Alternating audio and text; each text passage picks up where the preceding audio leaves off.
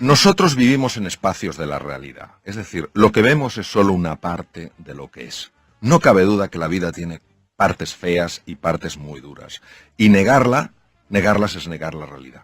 Lo único es que junto a esa parte de la realidad que no nos gusta, podemos también buscar esa parte de la realidad que existe. Es decir, esto no hay, esto no funciona. Bueno, ¿cómo podría hacer que funcionara? Ten en cuenta que donde nosotros llevemos la atención van nuestras emociones y se hace más real para nosotros. Es decir, si solo estamos enfocados en el aspecto negativo de las cosas, llega un momento, literalmente, en el que aunque haya algo positivo y valioso, no lo podremos ver. Es imposible verlo. La percepción es una construcción cerebral. Y antes os he estado escuchando que habláis de la mentalidad positiva. Sí. Hay personas que viven en un mundo de oportunidad. No niegan la realidad de los problemas. Tampoco niegan la posibilidad de las oportunidades. Y hay personas que viven constantemente en un mundo de amenaza. Viven en el mismo espacio físico, pero no viven en el mismo espacio mental. Si yo creo que hay oportunidades, encontraré una dificultad, tendré que lidiar con esa dificultad, pero yo no me concentraré, no llevaré toda mi atención al problema, sino también a la búsqueda de la solución, con lo cual es mucho más probable que la encuentre. Pero eso no es genético, no tiene que ver con la personalidad, es decir, soy una persona, hay personas que es como... Mira, Andy, fundamentalmente podemos decir así, podemos dar los siguientes datos. El 40% es genético y el 60% es no genético. Ahora bien, dicho esto, tenemos que añadir un nuevo elemento. ¿Quién hubiera pensado hace unos años? En la Universidad de Harvard, por ejemplo, no se podía hablar de esto, porque parecía que era algo esotérico. ¿Quién hubiera dicho hace unos años que los estados emocionales de la persona podían afectar al material genético? Hoy hay una ciencia de peso sólida, más que reconocida, llamada epigenética, que demuestra que los estados emocionales de las personas movilizan ciertas hormonas, moléculas de la emoción, que interactúan con la membrana de la célula, tienen acceso al material genético y hacen que unos genes se queden dormidos y otros genes despierten. Imaginaros el impacto de esto, es decir, hay algunos genes que es fabuloso que despierten, genes relacionados con neurotransmisores asociados a la inteligencia, y hay otros que es muy interesante que sigan dormidos. ¿Qué quiere decir? Que una vez que se ha descubierto la epigenética, ya tampoco podemos decir 40 y 60, es... Como decía nuestro gran filósofo José Ortega y Gasset, el ser humano no es un participio, es un gerundio. No estamos hechos del todo, sino que nos vamos haciendo. Lo primero que tenemos que entender es que esto es un proceso. Y la pregunta es, ¿realmente el cerebro puede cambiar? Hoy sabemos que el cerebro es plástico. Entonces, la neuroplasticidad tiene dos componentes. Tiene dos facetas. Uno, la conexión de nuevas neuronas y otro, la generación de nuevas neuronas a partir de células madre. Nosotros podemos generar entre 500 y 1000 neuronas a partir de células madre al día. ¿Qué quiere decir? Quiere decir que cuando nosotros estamos buscando el lado positivo de la vida, sin negar que hay un lado muy duro, muy doloroso y muy desfavorable, estamos cambiando la estructura física del proceso.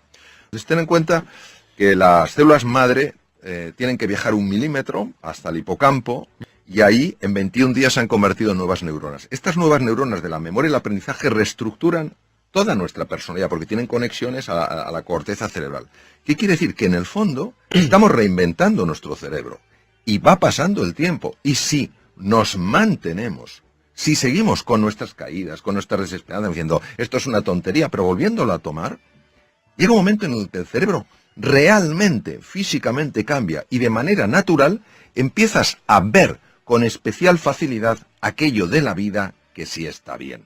Con lo cual, tu forma de relacionarte con la vida es radicalmente distinta, porque te relacionas con más ilusión, con más alegría. ¿Niegas el problema? No, pero das más peso a la oportunidad. Cuando tiene una bronca o tiene algo guardado, no se lo puede sacar de encima, cuando insulta al aire, cuando le pega una trompada a una pared, cuando grita, digamos, cuando eso se lo saca de encima. Mira, eso es verdad. La sensación que una persona tiene en esos momentos es de liberación. Lo que se ha visto es que cuando se utiliza con frecuencia ese canal, el tejido cerebral dedicado a la expresión violenta de las cosas aumenta. ¿Qué quiere decir? Quiere decir que hay un camino, y completamente de acuerdo con lo que habéis dicho, esto no es sencillo. Quien pretenda decir que esto eso es humo puro, eso es engaño, y eso es tomar el pelo a la inteligencia de las personas. Es un proceso que requiere un compromiso enorme, y ese compromiso solo llevas a cabo cuando eres consciente, un poco lo que decías tú, Andy, del precio que estás pagando, del precio que has pagado y del precio que vas a seguir pagando en tu vida. Pues yo recomendaría mucho lo siguiente. Es una técnica increíblemente sencilla. Tomar una hoja de papel y empezar a escribir las emociones. ¿Por qué esto es tan potente? Porque la zona anterior izquierda del cerebro, que se llama la zona prefrontal izquierda, es la base de las emociones positivas. Cuando nosotros, una emoción que la tenemos ahí y que nos está desbordando, pero que todavía no la hemos articulado en el lenguaje, empezamos a articularla en el lenguaje, a la fuerza, para poderla articular en el lenguaje, para poderla escribir, tiene que pasar por la zona prefrontal izquierda. ¿Y entonces qué pasa cuando pasa por ahí? Pues imaginaros un hierro súper caliente que lo haces pasar por un tanque de agua fría. Entonces, no es que la temperatura, ese aumento de temperatura desaparezca por completo, pero sí se aminora. Y en ese momento ya puedes gestionar. Luego, otra cosa importantísima y que se ha demostrado de una utilidad máxima es, en esos momentos, cuando uno está así, uno es peligroso. Lo que hoy sabemos desde la neurociencia, que han pasado muchos años, es que hay muchos elementos químicos. Y cuando hay esa frustración y esa tensión, hay una química que nos convierte en personas peligrosas. En ese momento, si tú vas a tu casa, vas a ver a tus hijos, vas a ver a tu mujer, a tu marido, a quien sea, y les vas a ver como oponentes, es decir, les deshumanizas. Entonces, hay otro sistema súper sencillo y súper potente para reducir esto, que es el ejercicio físico. Caminar acelerando el corazón y la respiración. ¿Por qué? Porque al hacer eso, hay dos cosas que se ponen en marcha. Una de ellas se llama, o dos hormonas, se llama la oxitocina. Y el otro es la beta-endorfina. Ambas hormonas tienen la capacidad de desconectar un núcleo cerebral que se llama la amígdala. La amígdala y el hipotálamo son las bases de las reacciones de ira. Por eso, si un día alguien sale del trabajo y está porque le han hecho la faena, le han maltratado, esos momentos que todos podemos experimentar en nuestra vida, mi propuesta para la evaluación de los oyentes es que no vaya directamente a su casa. Porque sino que va a contaminar con porque lo va a esa ira contaminar todo. Esa activación produce una contaminación llamada resonancia límbica en todo el mundo, sin darte cuenta, por los gestos, por el tono. Entonces, que se ponga a andar deprisa, entonces produce una... ¿Cuánto tiempo al toque lo va a calmar? Pues mira, si la reacción de ira es intensa, necesita 20 minutos. Si Caminando es menos intensa, rápido. caminando rápido. Entonces, esa aceleración hace que la hormona, la oxitocina, empieza a desconectar la amígdala deja de interactuar con el hipotálamo, que es donde está donde ponía Freud, precisamente el id, la parte más bestia del ser humano, la ponía el hipotálamo, que el hipotálamo tiene el tamaño de un guisante, pero manda lo que no se sabe. Entonces la amígdala desconecta el hipotálamo porque a su vez ha sido desconectada por la oxitocina. Y te hago una pregunta para entender un poco esa bronca, porque lo mismo que en otro momento, suponete que mi jefe me maltrató. Hay días que no te hace nada y un día que se me activaron los cables y tengo una bronca que es la que vos decís. ¿De qué depende eso? Es una pregunta importantísima. Depende de cómo yo evalúe en ese momento lo que está pasando. Vamos a ver. Hay hechos que son objetivos. Es decir, si a mí se me cae la botella aquí, todo el mundo lo ve y se dirá, me ha quedado la botella. Pero hay hechos que hay un elemento que es subjetivo. Se cae la botella y yo mismo me digo, qué torpe soy. Eso es lo que genera todo el daño. Entonces, muchas veces, cuando somos hipersensibles a comentarios de los demás y nos enfadamos, es porque previamente nuestro diálogo interior nos ha estado poniendo la cabeza como una jaula de grillos. Lo que pasa es que como actúa a nivel inconsciente, nosotros no nos podemos... damos cuenta Exacto, y surge en ese momento. Exacto, no lo podemos oír, sí lo podemos sentir. Y hay que escribir entonces, todo el tiempo. Es importantísimo, es decir, es sencillo.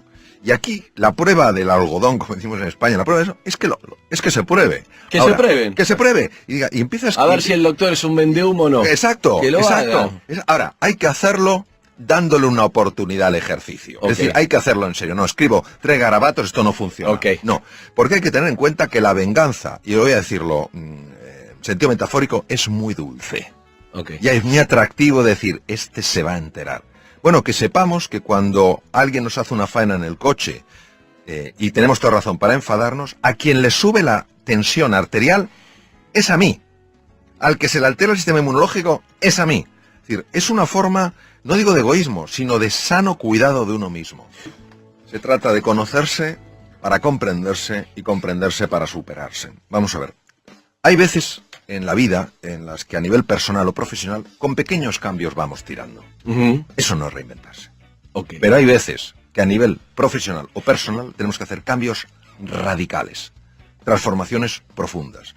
Y en ese momento necesitamos aflorar de nuestro interior talentos, capacidades que no sabemos que tenemos y que son esenciales para dar ese paso.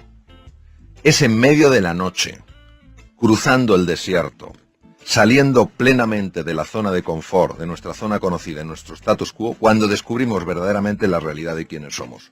La reinvención no quiere decir que te tengas que cambiar una persona, convertir en una persona distinta. Eres fantástico con quien eres.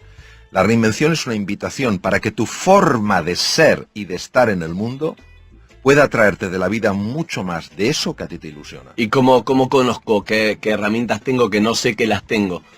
Claro, la reinvención implica que tenemos que encontrar una fuerza lo suficientemente grande para salir de la zona conocida, la zona de confort. Pues de la zona de confort se pueden salir de dos maneras. Uno, la vida te saca. Ya está, estás fuera. Con lo cual, no tienes más remedio que hacer. que ponerte a marchar. Y otras veces, cuando tú escuchas algo, lees algo, ves algo que te inspira para darte cuenta de que hay algo más grande que eso que tú estás viviendo. Y entonces, desde la fe, es decir, desde el convencimiento de que hay un mundo mucho más ilusionante el que puedes vivir, das el paso. Solo cuando das el paso, empieza a suceder. Es decir, tu pregunta... A medio camino no va. Tu pregunta es muy difícil de responder de una manera puramente racional, porque es, yo daré el paso cuando lo vea. La respuesta es, nunca lo verás si antes no das el paso.